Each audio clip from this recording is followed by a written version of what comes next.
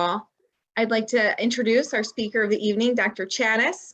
He is a pain management specialist who works with the team at Michigan Pain Specialists that serves the areas of Ypsilanti and Adrian, Michigan. They also connect with lots of patients virtually as we are tonight and in the surrounding areas. So he was born and raised actually in Michigan. He's earned his master's degrees from the University of Michigan. He also completed his residency in anesthesiology in 1991 and is board certified as an anesthesiologist. He has a subspecialty certification in pain medicine through the American Board of Anesthesiologists, and we are just so joyed to have him join us tonight, Dr. Chatas. I'll turn it over to you, and thank you so much for your time. Okay.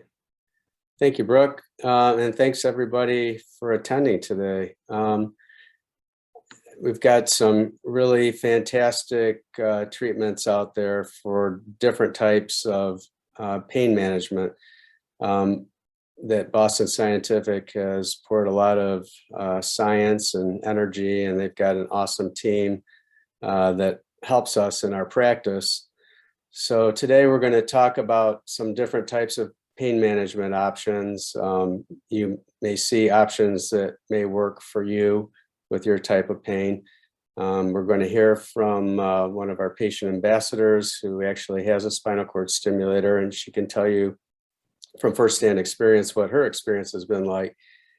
And we'll have an opportunity to answer some of your questions here today, but if you have questions that come up later, you're more than welcome to make an appointment to come in and see one of our physician assistants or physicians to discuss your pain management further.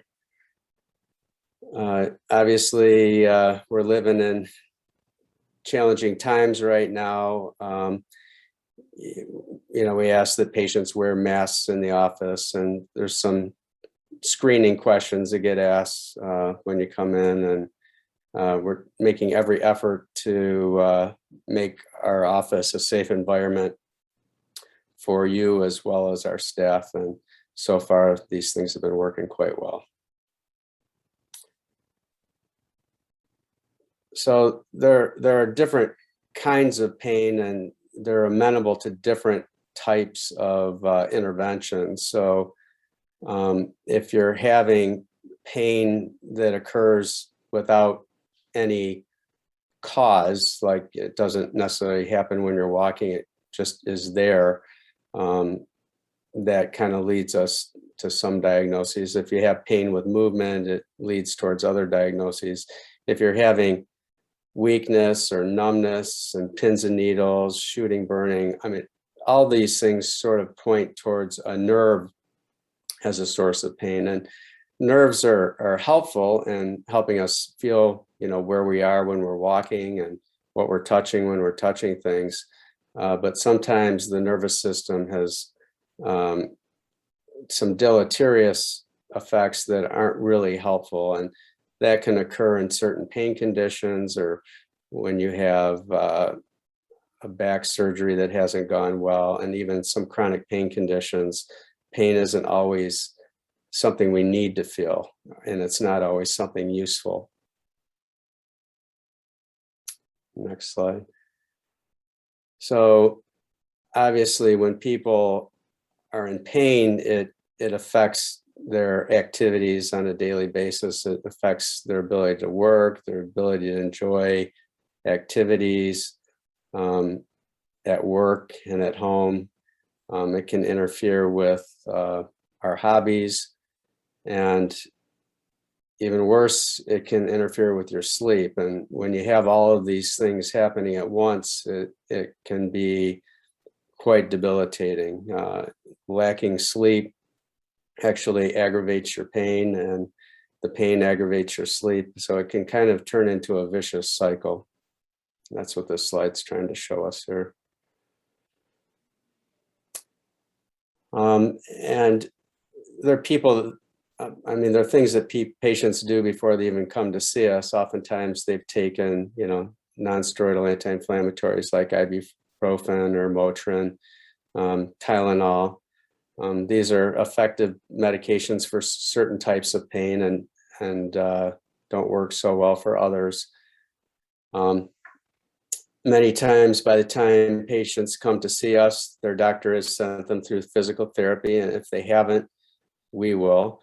A TENS unit, many patients have tried before, and that can be temporarily effective for painful neck, shoulder, back. It works by stimulating large nerves so that you don't feel the smaller nerves that are sending the pain messages to your brain. Opioids are pain medications that are habit forming, and they're very useful for acute pain. So if you have surgery, many patients are placed on these. For long term, they work well for some, but for many, they cause depressed mood. They can cause sedation. They can cause confusion. They have many side effects, including constipation. They put people at higher risk of falling. So, besides the obvious, which is, developing a tolerance or even worse, dependence on these medications, where your pain can actually become worse the higher the dose you're placed on. Also in our pain clinic, we frequently do nerve blocks, injections of steroids and local anesthetics into painful joints and nerves, into the spine, as in epidural injections. Those also can be quite effective, especially for acute problems like a herniated disc. And oftentimes they're used intermittently over long periods of time if patients get adequate relief from it.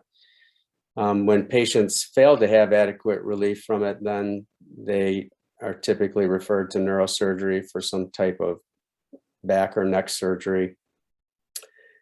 And even down the line from there, if all those things fail, sometimes we place pain medication right into the spinal fluid, which is the drug pump. Next slide. Now we're going to get into some of the options that our talk is going to be on tonight. The first one's going to be radiofrequency ablation. Then we'll discuss spinal cord stimulation, and then indirect decompression. And these are to treat different types of problems. So the radiofrequency ablation is to treat arthritic back pain and neck pain. There are arthritic joints in the back that can cause low back pain, and that pain is typically seen when people stand for a period of time or bend backwards or forwards. It tends to be more isolated to the back and neck, and with some radiation sometimes into the buttocks, thighs, and shoulders, depending on where the location is. The way we diagnose this, first of all, we do x-rays and MRIs. That doesn't always tell the whole picture. Patients may have kind of minor arthritic changes in their back and have pretty severe pain from these arthritic joints, and other people may have more severe arthritis and have very little pain in their back. So the way we diagnose where this pain is coming from is actually by putting a little dose of local anesthetic under x-ray guidance onto the nerves that innervate these joints. And this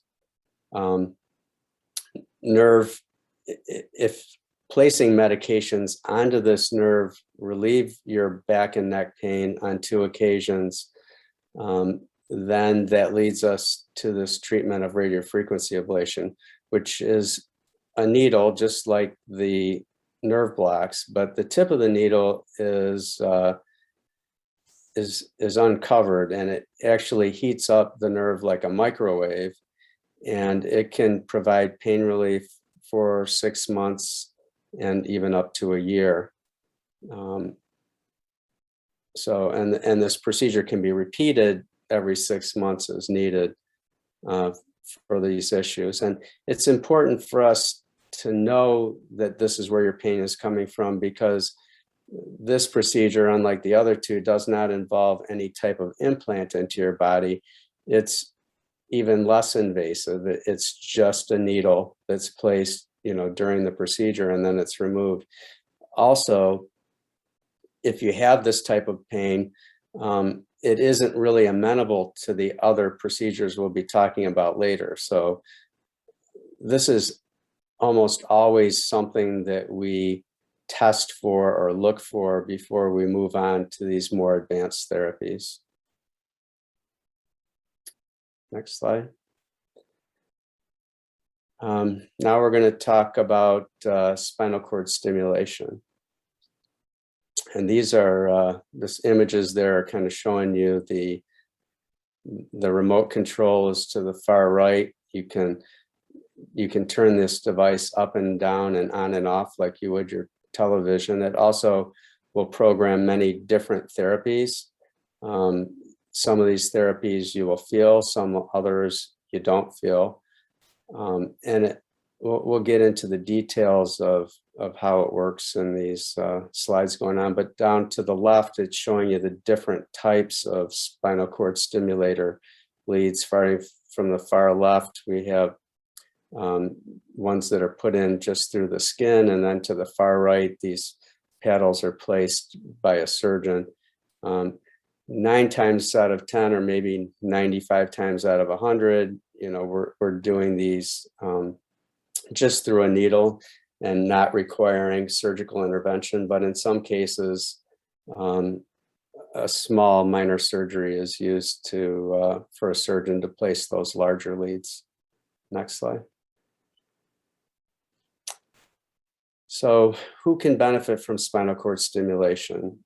So there are actually quite a wide variety of disorders that respond well to it. And this is listing some of the common ones. So neuropathic pain of the low back or legs. Neuropathic pain means that the pain is originating from nerves. The nerves may have been injured from an injury. They may have been injured from a failed surgery. They may be injured from a disc pushing on it, or arthritic joints pushing on the nerve. There are a variety of reasons why people can have nerve pain. There are also some that just come from orthopedic injuries, or even having a joint replaced can cause chronic regional pain syndrome, where you have swelling and painful knee that's painful to touch, and the swelling's never gone away, and the color is abnormal. So this treatment is for people who have chronic pain, and by chronic pain, it means they've had pain for more than 6 months. And this would also be people that have failed, less sophisticated, less involved treatments, like some of those injections we talked about, and medications and physical therapy and TENS units. But if you are a patient that suffers with back pain after surgery, that you've got pain in your back and your legs, and it really didn't go away, or you have a different type of pain since the surgery, you may have had one pain before the surgery, but you have a different pain afterwards, you may be a candidate for this. If you have had a joint replaced in your knee and you have chronic pain in your knee, or if you had an orthopedic injury where you damaged fractured a bone in your hand or your foot, and you have chronic pain in your hand or your foot, you may be a candidate for this as well. So if you're taking pain medication, you've got a fairly high level of pain, you've tried these alternatives, physical therapy, TENS unit, epidural, radiofrequency ablation, you're still having pain, then spinal cord stimulation may be appropriate for you. Next slide. So this therapy has been in use, as you see here, for over 40 years. And it has dramatically improved over the years. Many hours of work have been put into the development of these devices, and I've been doing it for a long time, and the therapy has really dramatically changed over the past decade. We're now able to, capture pain in very specific areas, if it's just your low back, or if it's just your foot, or it's just your hand. We're able to target this with this therapy. And we're also able to do it in ways where some people prefer to feel like a tingling sensation. It's kind of a massaging, tingling sensation. Other patients prefer to feel nothing, and that's also possible. This therapy stimulates, it places electricity over the spinal cord in a manner that blocks these pain messages from going to the brain. And it can either be replaced with a pleasant tingling sensation, or you can have it be silent, and it can just relieve the pain without any sensation whatsoever. Next slide. This is the video that will, so the way that this, I'm going to go ahead and show you a little bit of this video, and then I'll continue on.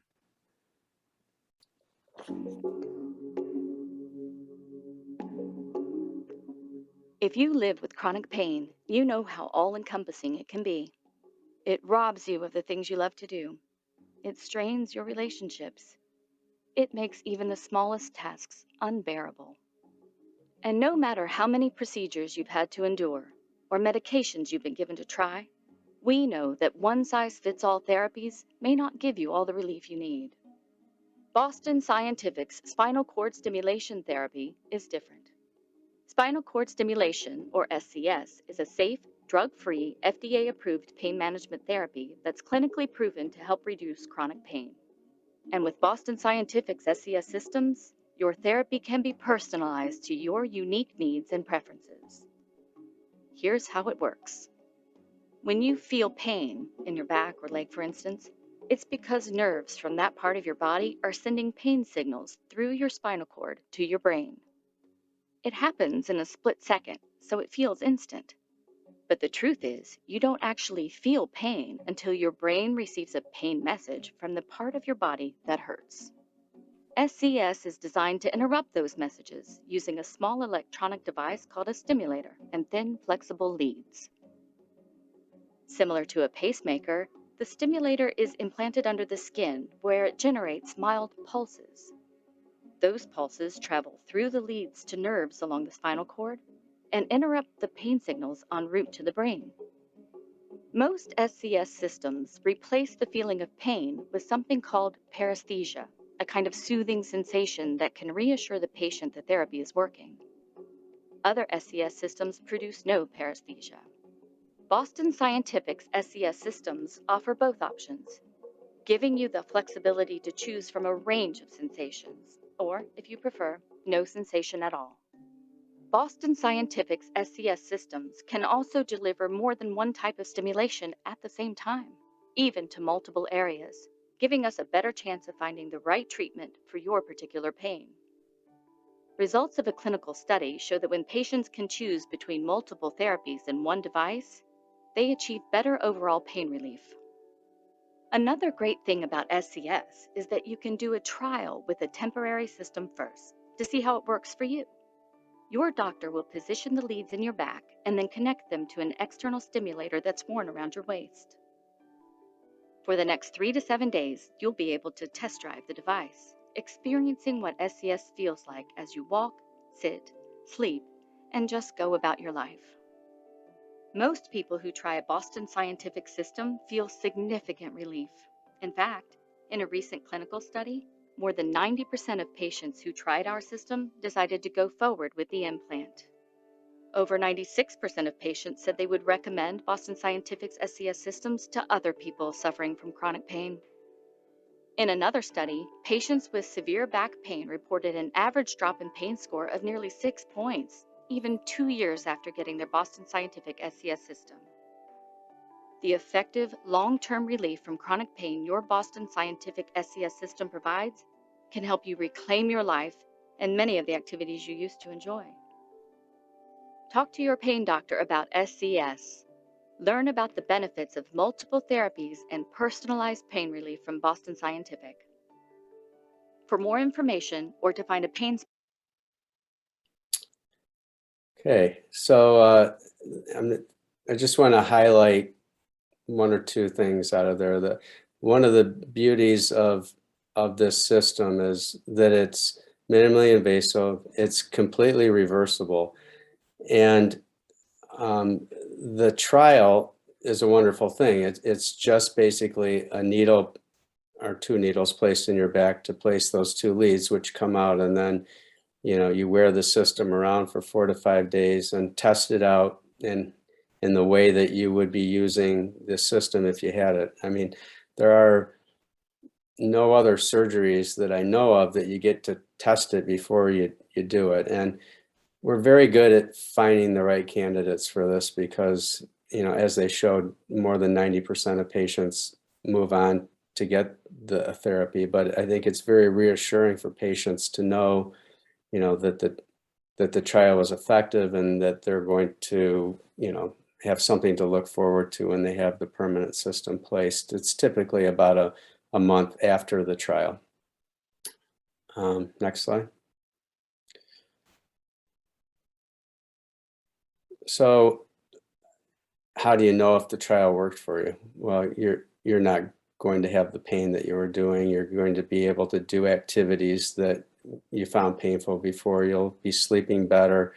You'll notice that you won't require as much pain medication. Now, the first day or two after the implant, there may be procedural soreness, but the 2 or 3 days after that has worn off, you should experience, we're looking in the range of 75% improvement before we can move on for a permanent.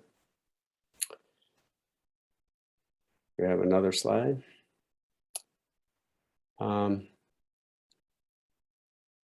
So as we kind of mentioned before, that this can be, the stimulation can be directed to very specific spots.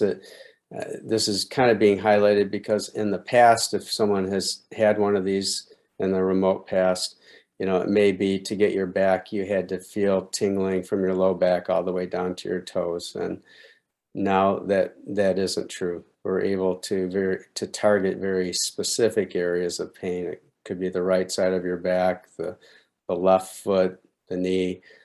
So you don't have to feel these paresthesias or tingling in areas where you don't have pain. And you're also able to, use multiple therapies at the same time, which we think will provide some longer lasting relief if we're not just relying on one therapy. And that's all in the single battery. Next slide.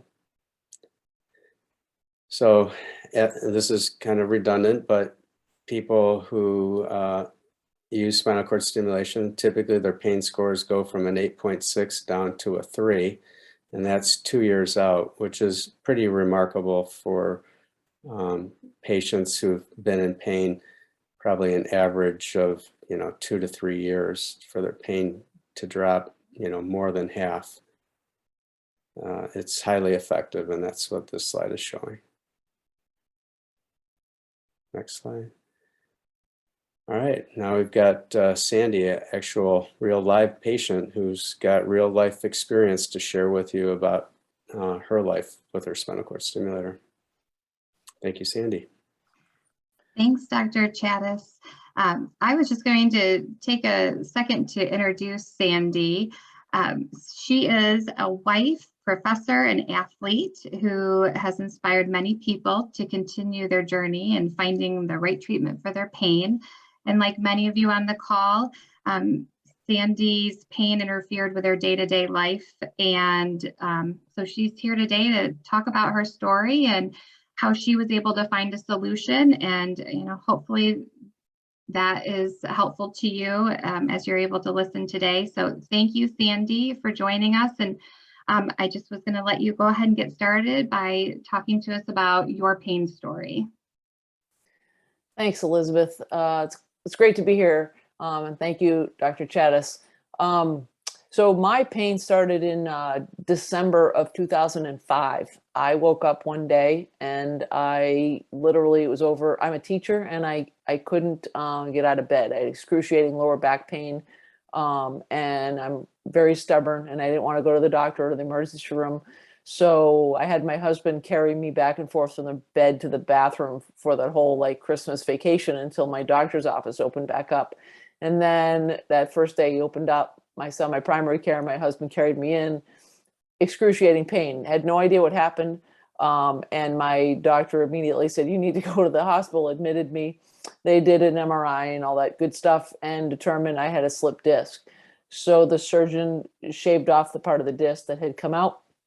And I woke up from surgery and I was like, oh, this is great. 6 months later, back in pain, the same kind of pain, did another MRI. The rest of the disc had come out and they removed that in surgery. I didn't wake up in the same results that I did with the first one. I just had a lot of pain still.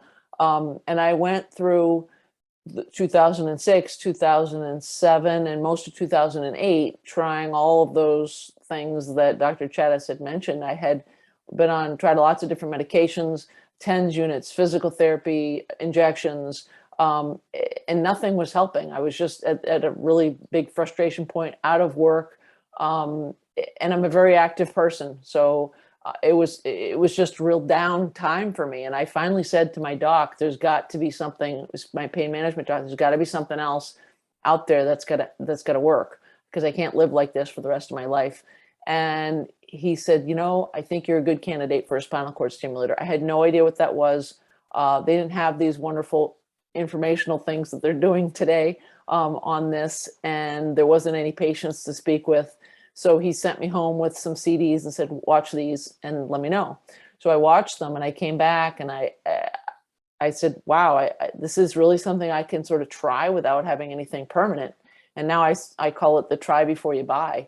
And I said, what do I have to lose at this point? I was in so much pain. So I had the trial, and literally in the trial, I looked up at my surgeon and I said, why didn't we try this in the first place? Because I was so frustrated. We had been through so many years of trying all these other things that didn't work. And he said, it's just the sequence of how we need to do it. It literally, the minute they turned it on in my trial, I was pain-free, which doesn't normally happen, but it did. I was in heaven. So I had my trial, very successful. I was able to get off all of my pain meds. I was able to get back to all of my activities. So my goal going in was, wow, if I can cut my meds even in half, that would be great. And if I can get back to some of the activities, that would be awesome. I'm pain-free since 2008. So November of 2008 is when I had mine implanted. And I have been able to do anything and everything you can imagine. So I am hiking and biking and kayaking and running and doing all these wonderful things that I never thought I would be able to do back when this all started. And it's just been great. So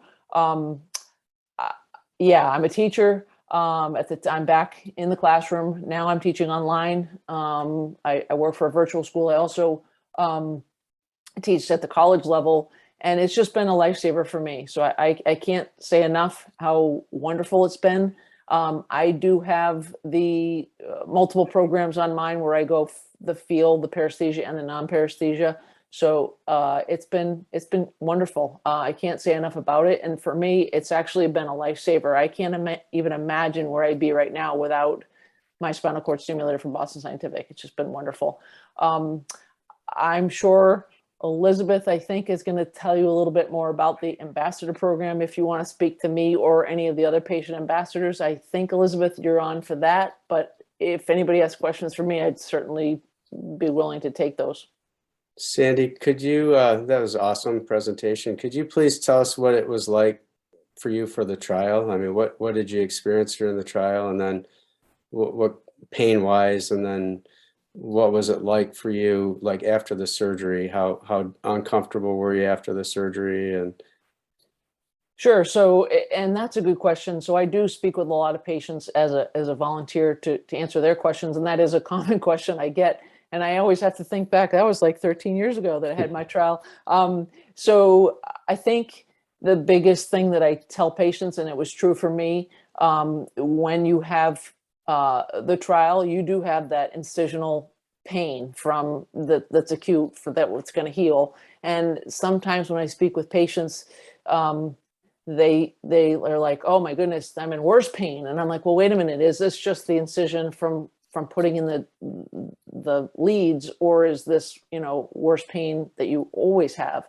And then they kind of have to think twice about it. For me, yes, I had the incisional pain. It's like you cut your finger, but that's going to go away. But the other pain was gone. So to have the other pain gone in my lower back, I could put up with, knowing that the incisional pain was going to heal up, and it did. And I was able to move around and do the things that I was told I could do. I followed my doctor's orders to a T because I wanted this to be successful. I went in with a really positive attitude, and if he said, don't pick up more than, I forget what it was, 5 pounds, 8 pounds, I didn't. If he said, don't do this, I didn't do it. If he said, do this, I did do it. So my trial, I actually was back in the classroom during my trial. And my principal had somebody come out and bring my book bag up to my classroom for me. I was careful in the hallways and stuff not to get bumped and stuff. But I mean, I carried on with my regular day. I didn't go the next day. I think I took one day off after the procedure, my trial. And then I was back in the classroom because I had to make sure that it was going to be doing the things that it was going to do for me. And it was amazing. So the trial really for me was the telltale. And my surgeon actually, the day that I had my trial, they usually wait until after you see them for the follow-up and take the leads out to determine whether we're going to go forward. He knew. I mean, I told him, I'm like, wow. I mean, he knew. So I said, now get me in, because I said, this is going to be a tease time between the trial and getting me in for the permanent implant. And he sped it up and I got in. But yeah, it was just, I can't even believe this thing is out here, like for technology wise and what it can do for pain. It's unbelievable in my mind. I'm just amazed. And I'm so glad that they're using it for pain and not getting, a lot of people are now they're not getting the addiction to the opioids and all that's going on. I didn't want any part of that. I was on some of those and it was scary. Now I'm not on anything and I'm happy. And yes, I have lots of programs and I change them around and I get tweaked by my Boston Scientific reps. It's just been life-changing, absolutely life-changing. excellent. Yeah. Awesome. Go ahead, Dr. Chatas. I'm sorry. There was a few questions I'll get to after you finish. I apologize. Yeah, I was just going to reiterate that some of the restrictions that we have after we place the permanent ones are just to prevent those leads from moving, or we call it migrating.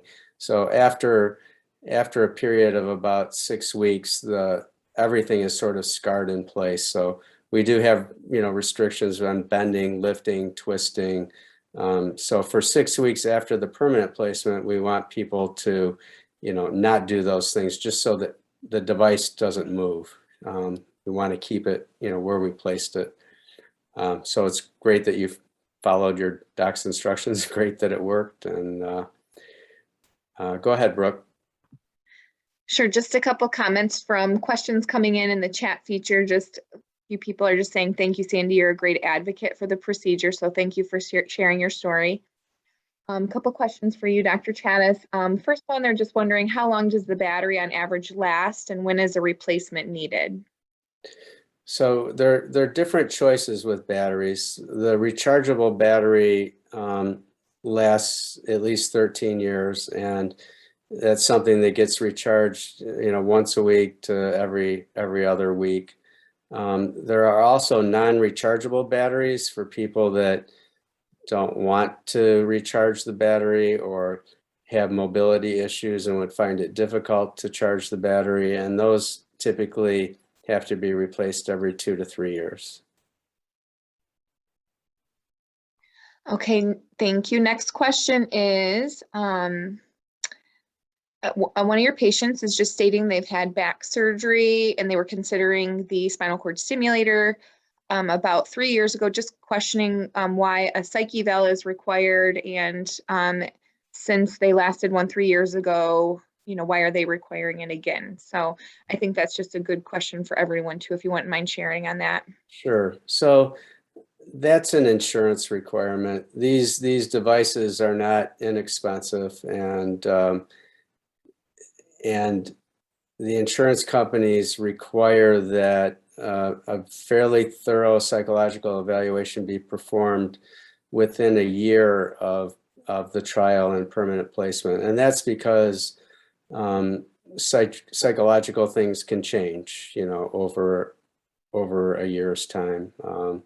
And the main reason they're requiring this evaluation is that if someone's experiencing severe anxiety or depression, there isn't any type of intervention that's going to be effective unless that gets addressed first. So it's really to make sure that patients have a good outcome, and the insurers are obviously worrying about, wasting money on something that's not going to be effective. So it seems arduous to, require something within a year, but it actually makes medical sense. And they aren't going to take the doctor's word for it, and they're not going to take the patient's word for it. It's just a requirement from the insurance company, and it really isn't unreasonable. Couple more questions here before we move on. This might be a good one for Sandy. We have a patient asking if the remote use is invasive to life activities. I'm not sure if Sandy, if you're still available. I'm not quite sure what that question's asking. I think they're asking, like, how often do you need to use your remote control, or do you have to carry it with you all the time? Perhaps it's just asking if it's bothersome to you to have that remote control near you, or how you use it. Okay, certainly. So again, keep in mind, I've had mine 13 years. When I first got it, it didn't leave my side. It went everywhere that I went. And I changed my programs quite often. Now I'm lucky if I take it off my desk. So it pretty much sits, and I'll leave home without it. Unless I'm overnight, I'll take it with me, but I don't change it that often. Remember, that's over a 13-year period. So a lot of things have changed. I've had programs changed. So at the beginning, there's a lot of adjustments to be made. And it's like your security blanket holding onto that remote, because if it turns off, like if I've had tons of surgery since, and I have to turn it off for the surgery, the minute they turn it off, I'm in pain. So it's like your security blanket. Now I'm like, yeah, it's on my desk. Yeah, it's home. I'm at the grocery store. I'm doing whatever. It's on. Charging wise, Dr. Chatas said once a week, once every 2 weeks. That's going to vary. So it depends on your usage, how high, how low you have it. I charge probably twice a week for maybe an hour each time. But when I charge, it's not inconvenient. It's not like I'm tied to the wall plugged in. I vacuum and do dishes and do all that kind of stuff while I'm charging, so I can get stuff done, and it's not impeding anything when I do that. So I don't even really remember that I have the spinal cord stimulator in my body, except if it gets turned off, then I go into pain. But other than that, it's sort of been with me so long that it's just sort of part of me now. Thank you, Sandy. Dr. Chatas, just two more for you, and then we can move on with the presentation. One question is, can the unit stay in forever, and can it be used for cervical pain? The answer to both of those are yes. The unit can stay in forever. If the battery, the pulse generator fails after 13 or more years, it's just a small incision to replace that pulse generator. And it also can be used for neck and upper extremity pain.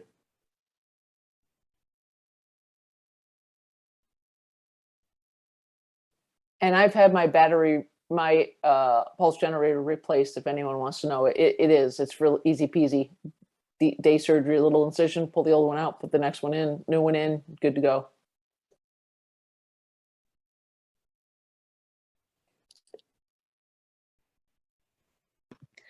Okay, I think that's all for the questions. We'll continue to move on with the presentation.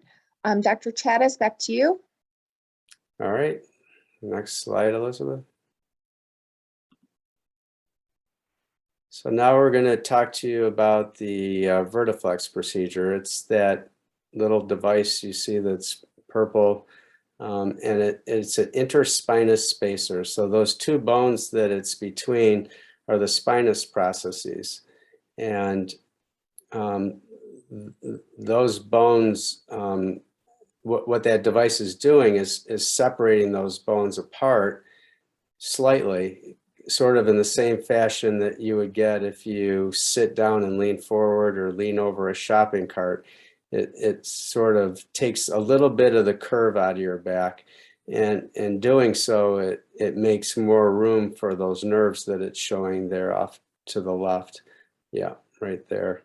And it just creates a little more space, but it's a little more space that's all that's needed in most circumstances to provide pain relief. We'll go to the next slide. So this is going to tell us the type of patients who are good candidates for this device. And this device is an alternative to a more invasive back surgery called a laminectomy, where a portion of the bone is removed to free up the nerve. So if a patient has pain in their buttock, low back, sometimes radiating down the legs when they're standing or walking, that's relieved by leaning forward or sitting and leaning forward, they may be a good candidate for this. This symptom of having pain with walking and pain with standing is called neurogenic claudication, and that's just a medical term for there's narrowing in the spinal canal that's putting pressure on the nerves that go to your back and legs. And this sort of develops very slowly over a long period of time.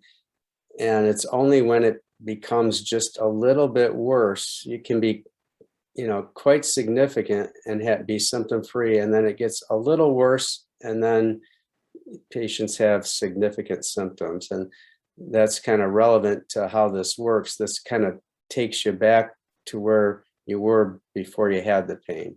It opens the space a little bit more. Next slide. So on the right-hand side, it's depicting where a healthy nerve is on the tip top up in the blue. And then as we come down, it's showing the disc. It's kind of hard to see, but the disc is protruding backwards and pinching the nerve and causing pain. There can also be pinching, if we look over here to the left, where there's a healthy and then stenosis. The stenosis this is kind of showing you a cross section through the disc, which is down at the bottom, and then the yellow nerves in the healthy disc and the stenotic ones, where it says stenosis. So you get a thickening of the ligaments, a protrusion of the disc, an enlargement of the joints, and that causes narrowing either where the nerves are exiting or where the nerves are in the middle. And that pinching is what caused those symptoms of back pain and leg pain. And if those symptoms are relieved again with sitting or bending forward slightly, such as over a shopping cart, you may be a good candidate for this procedure. Next slide. So Vertiflex is it's a simple procedure. It's done through a very small incision. It is completely reversible. Should it ever needed to be removed or not wanted, or a major surgery is required later. It's a same-day procedure. There's again, a very small incision. It's done under X-ray, so it's not like muscle doesn't really need to be dissected. It's put in under X-ray, so it is truly a very small incision with very few complications. It's highly successful when used in the right candidates, and it's well covered through Medicare and many other insurances. And as it says at the bottom, more than 10,000 patients have been treated. You know, I've treated myself more than 100 patients, and a vast majority of them do exceedingly well. And in the recovery is very simple.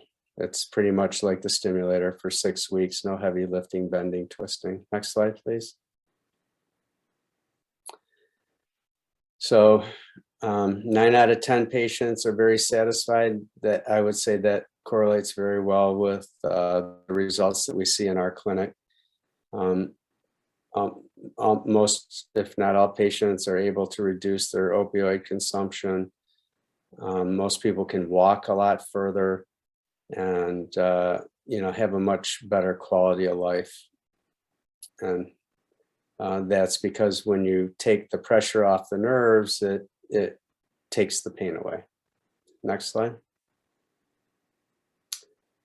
So, in order to get this diagnosis, we need, to have a consultation, a physical exam, and appropriate imaging studies to document, where the narrowing is and if you're a candidate for this procedure. But it's been out. I think I've been using it about 4 years now, and it's a very effective treatment for people with symptomatic lumbar spinal stenosis. And